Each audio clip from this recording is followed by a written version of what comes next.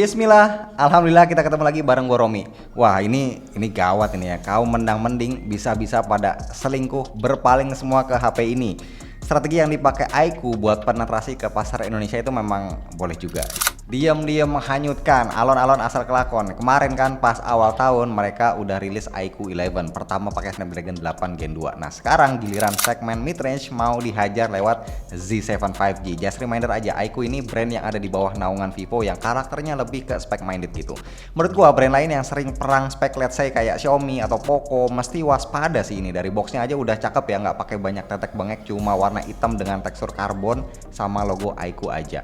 HP-nya udah kepasang anti gores bawaan, casing juga dapat yang model basic jelly case transparan, dan yang paling membagongkan adalah ini 120 watt flash charge dengan kabel USB-C to C yang lebih tebal dari biasanya.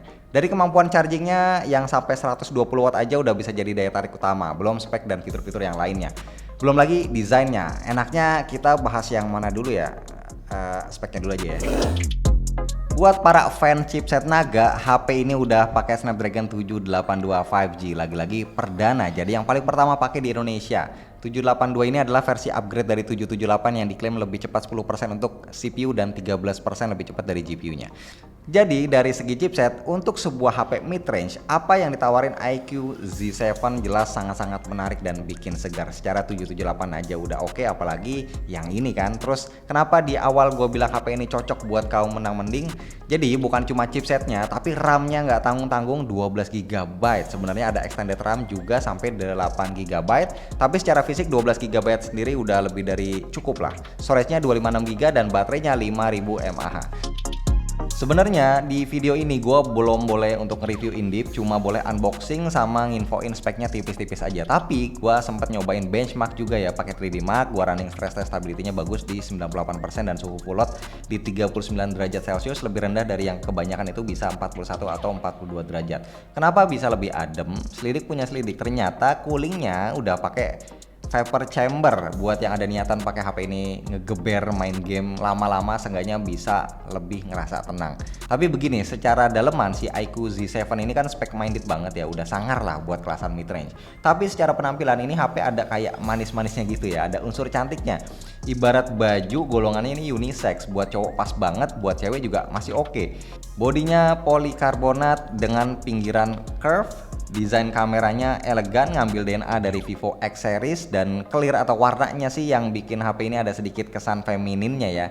Speakernya juga udah stereo, jack audio masih disediain, fingerprint nyatu sama tombol power, cuma size-nya menurut gua tombol ini agak kekecilan. Untuk layarnya dia flat 6,64 inci dengan panel IPS, poninya asik, udah punch hole, bezelnya nggak tipis-tipis amat tapi masih aman lah. Refresh rate mantep di 120Hz, certified HDR10 juga, tapi FYI, gua mau install Netflix ini nggak nggak nemu di Play Store, jadi harus install dari marketplace third party, tapi bisa White Fine L1, cuma HDR-nya ini nggak nongol.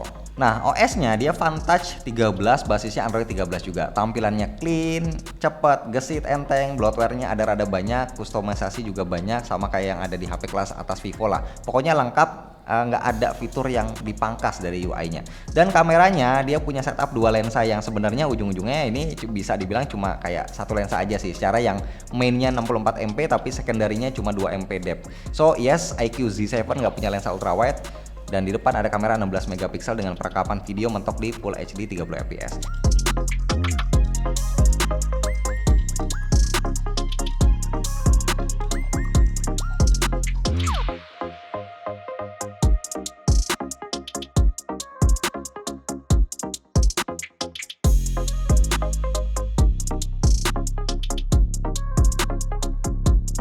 Halo, kalau ini di kamera depannya dia mentok di resolusi Full HD 30 fps nih.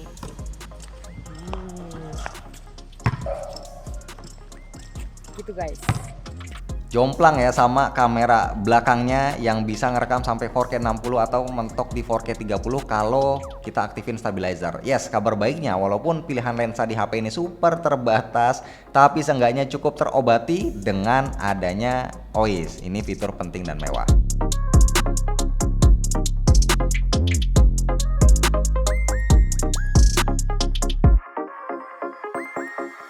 Oke sip, segini dulu aja info yang bisa gua share soal iQOO Z7 5G. Berhubung launching resminya ini masih beberapa hari lagi, gua belum boleh share banyak-banyak soal HP ini. Harga juga wallahu alam ya, gua nggak tahu berapa. Jadi silakan pada tebak-tebakan aja di kolom komen di bawah. Iya, yang pada puasa harus tetap semangat, lancar-lancar puasanya sampai Lebaran. Amin.